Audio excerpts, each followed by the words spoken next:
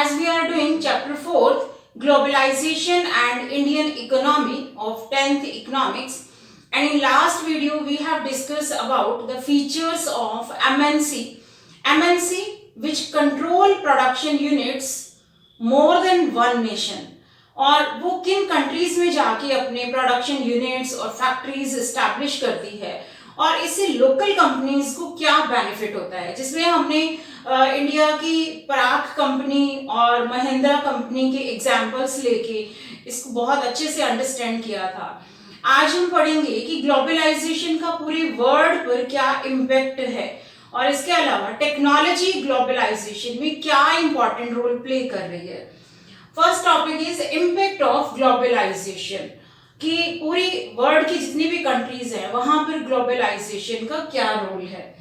First benefit है इसका, more and more MNCs all around the world, कि MNCs बहुत अधिक बढ़ती जा रही हैं, जिससे प्रोडक्शन यूनिट्स बहुत अधिक एस्टैब्लिश हो रहे हैं, साथ में बहुत सारे लोगों को जॉब्स भी मिल रही हैं। कि जिस कंट्री में भी एक एमएनसी अपना प्रोडक्शन यूनिट सेटअप करती है, वहां पे कोई फैक्ट्री लगाती है या अपने ऑफिसेज बनाती है, तो वहां उस कंट्री के बहुत सारे लोगों को वहां पर काम मिलता है। सेकेंड है फॉरेन ट्रेड राइजिंग रैपिडली। अब फॉरेन ट्रेड के फीचर्स हमने लास्ट वीडियो में डिस्कस की थी कि फॉरेन ट्रेड से गुड्स जो है वो ट्रेवल हो रही हैं, एक कंट्री से दूसरी कंट्री में जा रही हैं, तो अब एमएनसीज के थ्रू फॉरेन ट्रेड जो है बहुत अधिक राइज हो गया है, बहुत रैपिडली राइज हुआ है। जिसमें हमने एग्जाम्पल लिया था कि फोर्ड मोटर्स जो अमेरिकन कंपनी है, और वो इंडिया में आके महिंद्रा के साथ कोलैबोरेट करके बहुत सारी नए नए मॉडल्स की गाड़ियां जो है वो लॉन्च कर रही है। वो ना सिर्फ इंडिया में सेल हो रही है बल्कि दूसरी कंट्रीज में भी उनकी गाड़ियां सेल हो रही हैं। थर्ड है foreign trade is controlled by MNCs, कि अब फॉरेन ट्रेड के ऊपर किसका कंट्रोल हो गया है, मल्टीनेशनल कॉर्पोरेशंस का।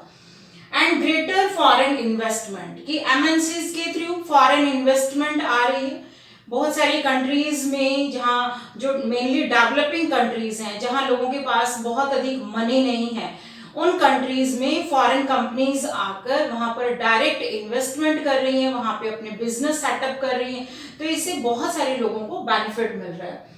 रैपिड इंटीग्रेशन एंड इंटरकनेक्शन, कि ये ग्लोबलाइजेशन की ही डेफिनेशन है कि ग्लोबलाइजेशन ने आज पूरे वर्ल्ड को आपस में इंटीग्रेट कर दिया है और सभी कंट्रीज एक दूसरे के साथ इंटरकनेक्टेड हैं, इंटर रिलेटेड हैं, इंटरडिपेंडेंट हैं। यानी किसी ना किसी चीज के लिए वो एक दूसरे के ऊपर डिपेंड है, कि कोई कंट्री दूसरी कंट्री से मतलब टेक्नोलॉजी मंगवा रही है या गुड्स मंगवा रही है, या वहां से बहुत सारे एम्प्लॉयज आ रहे हैं उनको कुछ ट्रेनिंग देने के लिए, उनको काम सिखाने के लिए। तो बहुत सारी चीजों की मूवमेंट बढ़ गई है, पहले से ज्यादा हो रही है, लाइक पीपल, गुड्स और technology, raw material, finished goods, इन सब की मूवमेंट आज से 50-60 इयर्स बिफोर इतनी नहीं थी जितनी आज है। ये कह सकते हैं कि लास्ट के 2-3 डिकेड्स यानी 20 और 30 इयर्स से ये जो मूवमेंट है गुड्स की, लोगों की, वो बहुत अधिक बढ़ चुकी है। तो ये सारे इम्पैक्ट हैं ग्लोबलाइजेशन के पूरे वर्ल्ड पर, कि पूरे वर्ल्ड को आज जो है ग्लोबलाइजेशन की वजह से एक कर दिया, यानी इंटीग्रेट हो गया। Now the role of technology in globalisation, बहुत इंपॉर्टेंट टॉपिक है, एग्जाम में मोस्टली पूछ लेते हैं, इसके ऊपर एक्सट्रैक्ट भी आ जाता है कि टेक्नोलॉजी का ग्लोबलाइजेशन में क्या रोल है। टेक्नोलॉजी एक बहुत अच्छा रोल प्ले कर रही है, इसकी वजह से प्रोडक्शन जो है बहुत रैपिडली इंक्रीज हुआ है। फर्स्ट है इम्प्रूव्ड ट्रांसपोर्टेशन सिस्टम, की एडवांस टेक्नोलॉजी की वजह से आज प्रेजेंट टाइम में ट्रांसपोर्टेशन सिस्टम बहुत इम्प्रूव हो चुका है। लाइक रोडवेज, वाटरवेज, एयरवेज, इतनी एडवांस टेक्नोलॉजी है कि उसमें बड़े बड़े कंटेनर्स होते हैं और उनमें पूरा माल भरा जाता है, जिसकी वजह से वो माल जो है एक कंट्री से दूसरी कंट्री में सप्लाई किया जाता है, जिससे डिलीवरी बहुत फास्ट हो गई है, फास्टर डिलीवरी ऑफ गुड्स। कि आज अगर किसी फैक्ट्री ने सामान बनाया, चाहे वो कितना भी बल्क आइटम है, कितना भी हैवी मटेरियल है, आयरन एंड स्टील की गुड्स हैं, कुछ बड़ी बड़ी पाइप्स हैं या ऑटोमोबाइल्स के पार्ट्स हैं, वो वाटरवेज के थ्रू एक कंट्री से दूसरी कंट्री में जा रहे हैं। नेक्स्ट है access of information through telecommunication, कि अब टेक्नोलॉजी की वजह से टेलीकम्युनिकेशन की बहुत सारे मोड्स हैं, like telegraph, telephone, mainly mobile phones या फैक्स, जिनके थ्रू पूरी की पूरी इंफॉर्मेशन वर्ल्ड के कॉर्नर से, यानी कि डिफरेंट डिफरेंट एरिया से वहां से जा रही है दूसरी तरफ, यानी सर्कुलेशन बढ़ गया है। इंफॉर्मेशन कोई एक ही जगह पर सीमित नहीं है। अब कोई भी एक नई टेक्नोलॉजी में कोई नया मतलब कोई इन्वेंशन होती है या कोई नई फीचर्स आती हैं तो अपग्रेड हो जाता है, यानी कि पूरे वर्ल्ड में डिफरेंट डिफरेंट कंट्रीज में वो एक जो इन्वेंशन है वो पहुंच जाती है। And email, voice mail at negligible cost through internet. Internet जो है इसमें एक बहुत ग्रेटर रोल प्ले कर रहा है कि इंटरनेट के थ्रू जो वॉइस मेल है या ईमेल है वो बहुत ही नेग्लिजिबल कॉस्ट, यानी कि ना के बराबर जो कॉस्ट होती है उसके थ्रू सारी इंफॉर्मेशन वर्ल्ड की किसी भी कंट्री से, कि आप कहीं पे भी बैठे हो, अपने ऑफिस में हो, अपने घर में हो, कहीं पर भी हो, वहां से वो इंफॉर्मेशन जो है दूसरी कंट्री में रहने वाले लोगों के पास पहुंच जाती है via email and voice mail. Use of ICT, information and communication technology in globalisation. अब ग्लोबलाइजेशन में आप सोचेंगे कि कैसे आईसीटी का यूज हो रहा है, इंफॉर्मेशन एंड कम्युनिकेशन टेक्नोलॉजी का कैसे यूज किया जाता है। For example, a magazine published for London readers, कि लंदन के जो लोग हैं, वहां के जो रीडर्स हैं, उनके लिए मैगजीन पब्लिश होनी है, and to be designed and printed in Delhi. तो उसके लिए जो भी मैगजीन है तो उसके लिए जो डिजाइनिंग की जा रही है और मैगजीन प्रिंट की जा रही है वो दिल्ली में हो रहा है। Now text of magazine is sent through internet. अब जो टेक्स्ट है वो कहाँ से आ रहा है, वो लंदन से आ रहा है कि उस मैगजीन में क्या क्या मटेरियल डालना है, क्या प्रिंट करना है, वो सारा टेक्स्ट इंटरनेट के थ्रू वहां दिल्ली में जो भी पब्लिशर है उनके पास पहुंच रहा है। Now designers get order through telecommunications. Telecommunications like telegraph, telephone या fax के थ्रू जो है उनके पास ऑर्डर पहुंच रहे हैं कि कितनी मैगजीन्स आपको प्रिंट करनी है। And designing done on computer, computer पे जो है वो डिजाइनिंग करते हैं, वो डिजाइनिंग जो है वहाँ लंदन में सेंड करते हैं कि कौन सी डिजाइन जो है वो फाइनलाइज करनी है। ठीक है, कुछ एक डिजाइन उन्होंने सेंड किए और वहां के लोगों को जो पसंद आया तो उन्होंने सिलेक्ट किया कि पर्टिकुलर ये डिजाइन मैगजीन का होना चाहिए। And payment through E banking, देखो पेमेंट कितनी आसान हो गई है इंटरनेट के थ्रू, कि ई बैंकिंग के थ्रू, कि जो दिल्ली में डिजाइनर्स हैं, जो पब्लिशर हैं, जो मैगजीन को प्रिंट कर रहे हैं, अब उनके पास जो पैसा आ रहा है, जो भी मतलब मनी आ रही है लंदन से, वो ई बैंकिंग के थ्रू उनके अकाउंट में वहां से मनी ट्रांसफर हो गई। तो कितना इजी प्रोसेस है कि आपको एक कंट्री से दूसरी कंट्री में जाने की जरूरत नहीं है, कि आप वहां से अपने एजेंट भेजें, उसके साथ कुछ मैगजीन्स के डिजाइन भेजें कि आप कुछ सिलेक्ट कर लो, आपको कौन सा पसंद है। आप जहां हो वहीं बैठ के अपना बिजनेस सेटअप कर सकते हो, बिजनेस को स्प्रेड कर सकते हो, ऑर्डर्स ले सकते हो, ऑर्डर्स को टाइम पे कंप्लीट करके उनके फिर डिलीवरी टाइम पे कर सकते हो, और मनी भी आपके पास वहीं बैठे बैठे आपके अकाउंट में पहुंच जाएगी। तो इस तरीके से आईसीटी का यानी इंफॉर्मेशन एंड कम्युनिकेशन टेक्नोलॉजी, इसमें इंफॉर्मेशन भी आ रहा है और कम्युनिकेशन भी आ रहा है, दोनों की टेक्नोलॉजी का ग्लोबलाइजेशन में बहुत अच्छे तरीके से यूज किया जा रहा है, जिससे हमें टाइम भी सेव हो रहा है और इसका जो प्रोडक्शन है किसी भी चीज का वो भी उसका भी नंबर इंक्रीज हो रहा है। लाइक प्रोडक्शन भी बढ़ता जा रहा है, आपको ज्यादा टाइम भी इसमें कंज्यूम नहीं करना है, और डिफरेंट डिफरेंट एरियाज में, डिफरेंट डिफरेंट कंट्रीज में जहां पर भी जो भी एक्सपर्ट्स हैं आप उनसे राय ले सकते हो, आप उनसे काम करवा सकते हो। Next topic is liberalisation of foreign trade and foreign investment. Foreign trade और फॉरेन इन्वेस्टमेंट को लिबरलाइज करना। लिबरलाइज मीन्स कि टू रिमूव ट्रेड बैरियर्स और रेस्ट्रिक्शंस, कि अगर गवर्नमेंट ने ट्रेड पर और इन्वेस्टमेंट के ऊपर कुछ बैरियर लगाए हुए हैं उनको हटाना, दैट इज नॉन लिबरलाइजेशन। अब जब इंडिया फ्री हुआ तो उस समय इंडिया में बहुत अधिक इंडस्ट्रीज नहीं थी, तो उस समय इंडियन गवर्नमेंट ने ट्रेड बैरियर इंपोज किए हुए थे।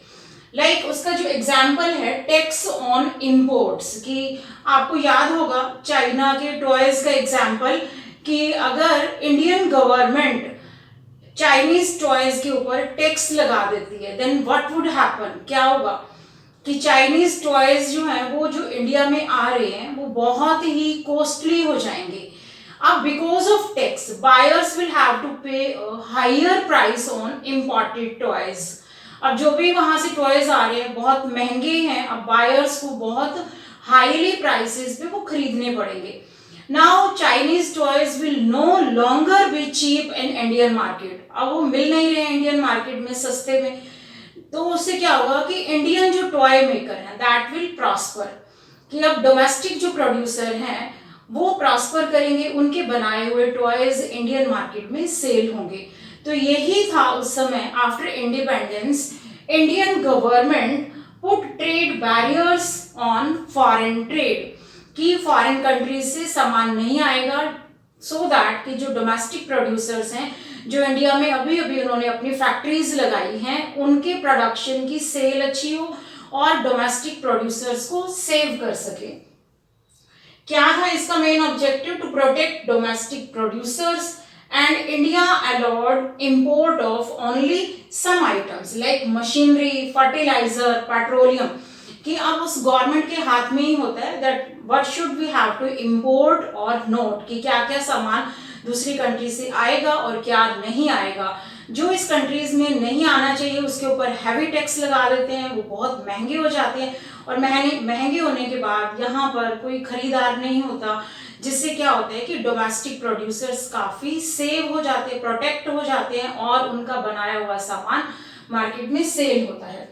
तो जो ट्रेड बैरियर्स लगाए गए थे, now liberalisation starting around 1991 these trade barriers were removed। अब इंडियन गवर्नमेंट ने रियलाइज किया that now the time has come to compete in world market, कि अब इंडियन प्रोड्यूसर्स इतने मतलब प्रॉस्पर हो चुके हैं कि अब वो वर्ल्ड मार्केट में दूसरी कंट्रीज के प्रोड्यूसर्स के साथ जो है कंपटीशन कर सकते हैं। अब इंडियन गवर्नमेंट को ये लगा कि जब वर्ल्ड मार्केट में हमारे प्रोडक्ट्स जो है वो जाएंगे, आपस में कंपटीशन होगा, तो इससे इंडियन जो प्रोड्यूसर्स हैं वो अपने बनाए हुए प्रोडक्ट्स को काफ़ी इम्प्रूव करेंगे।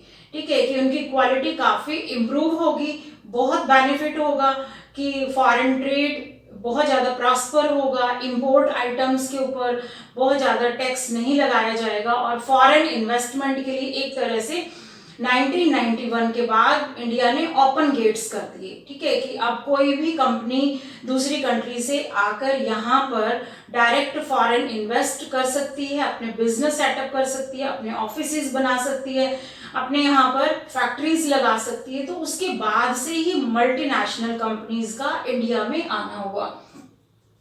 अब लिबरलाइजेशन से क्या फायदा है? Now goods could be imported और exported easily and foreign companies could set up factories and offices in India. और एमएनसीज के आने के बाद इंडिया में बहुत सारे नए नए जो पढ़े लिखे लोग थे, यूथ थे, उनको एम्प्लॉयमेंट मिला डिफरेंट कंपनीज में। नेक्स्ट टॉपिक है world trade organisation. World trade organisation एक इंटरनेशनल ऑर्गेनाइजेशन है। WTO का अब क्या मानना था कि barriers are harmful for the countries, कि बैरियर्स नहीं होने चाहिए, there should no barriers and trade between countries should be free, कि कंप्लीटली फ्री होना चाहिए, कोई बैरियर नहीं होना चाहिए।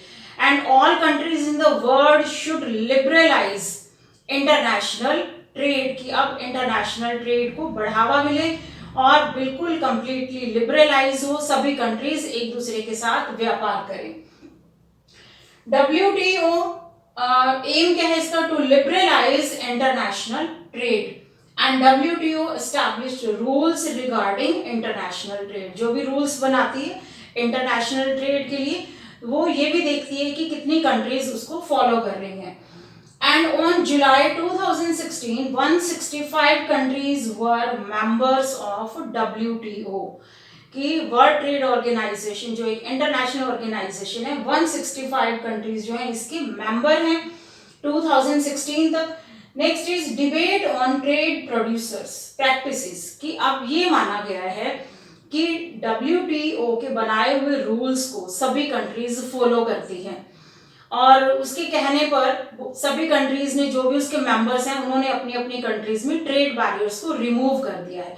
बट इन प्रैक्टिस क्या देखने में आया है कि developed countries have unfairly retained trade barriers, की जो भी डेवलप्ड कंट्रीज हैं उन्होंने अभी भी ट्रेड बैरियर्स लगाए हुए हैं कुछ एक आइटम्स पर।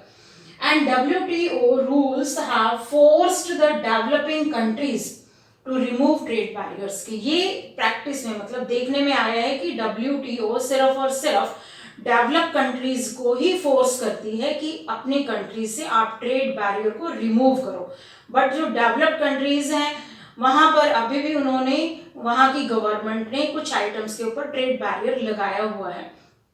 तो इसके ऊपर जो डिबेट हुआ तो उससे ये पता चला कि यूएस में ओनली 1% जो है एग्रीकल्चर से GDP में कंट्रीब्यूशन है, बट इंडिया में आपको पता है, सेकंड चैप्टर आपने पढ़ा है सेक्टर्स ऑफ इंडियन इकोनॉमी, कि इंडिया में GDP में एग्रीकल्चर का बहुत अधिक कंट्रीब्यूशन है और एग्रीकल्चर में बहुत सारे लोग एम्प्लॉयड हैं, एंगेज्ड हैं, बट यूएस में ओनली 0.5% जो है वो वहां पर एग्रीकल्चर में लोग काम कर रहे हैं और GDP में ओनली 1% उसका कंट्रीब्यूशन है। फिर भी वहां के फार्मर्स को यूएस की गवर्नमेंट एक बिग अमाउंट ऑफर करती है, यानी कि बहुत पैसा मिलता है यूएस की गवर्नमेंट से वहां के फार्मर्स को। अब वहां के फार्मर्स क्या करते हैं, जो भी सरप्लस उनके फूड आइटम्स हैं वो डेवलपिंग कंट्रीज में बहुत चीप यानी बहुत लो प्राइसेस पे सेल कर देते हैं, क्योंकि उनको बेनिफिट अपना वहां की गवर्नमेंट पूरा करा रही है, वहां से उनको पूरे एक बड़ा अमाउंट मिल रहा है, ह्यूज मनी मिल रही है वहां की गवर्नमेंट से। अब जो भी सरप्लस उनके पास आइटम्स हैं, जो भी उनके खेतों में उन्होंने ग्रो किया हुआ है, वो दूसरी कंट्रीज में बहुत ही सस्ते में सेल कर देते हैं। अब इससे डेवलपिंग कंट्रीज को क्या नुकसान है कि फॉरेन से फूड आइटम्स आ रही हैं लाइक कॉटन, वीट, राइस बहुत ही सस्ते में, जिससे डेवलपिंग कंट्रीज के फार्मर्स जो इतनी मेहनत करने के बाद भी उनको इतना अधिक प्रॉफिट नहीं होता, और दूसरा फॉरेन से जो भी गुड्स आ रही हैं उनके साथ कंपटीशन। तो ये जो डिबेट हुई उसमें यही देखने को मिला कि डेवलप्ड कंट्री लाइक यूएस ने तो अभी ट्रेड बैरियर रिमूव नहीं किए हैं, बट डेवलपिंग कंट्रीज को वर्ल्ड ट्रेड ऑर्गेनाइजेशन फोर्स करती है कि आप ट्रेड बैरियर्स को रिमूव करो। तो क्या हम कह सकते हैं कि is this free and fair trade? क्या ये बिल्कुल फ्री एंड फेयर ट्रेड है कि WTO के होते हुए भी कुछ कंट्रीज जो हैं अभी भी उसके रूल्स को जो है नेगोशिएट कर रही हैं, वहाँ कंप्लीटली WTO के रूल्स को फॉलो नहीं किया जा रहा है। तो आज का ये पूरा टॉपिक आई होप कि आपको बहुत अच्छे से समझ में आया होगा। तो मिलते हैं नेक्स्ट वीडियो में नेक्स्ट टॉपिक के साथ, तब तक के लिए good bye and take care.